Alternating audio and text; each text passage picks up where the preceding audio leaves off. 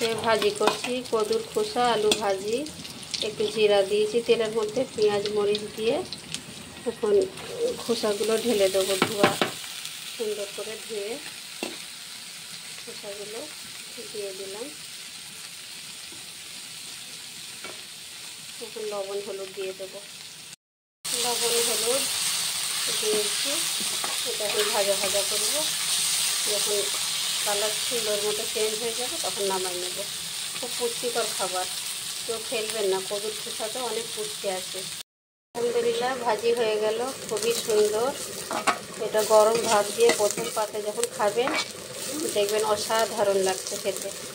আমরা তো আর ভাই কোটিপতি না, তো এইসব জিনিস যে সবজির দাম, সব জিনিসের দাম, এরকম করে একটু প্রসেস করে রান্না করে নিলে সুস্বাদু হয়ে যায়। একটা আমার আইটেমও বেড়ে গেল।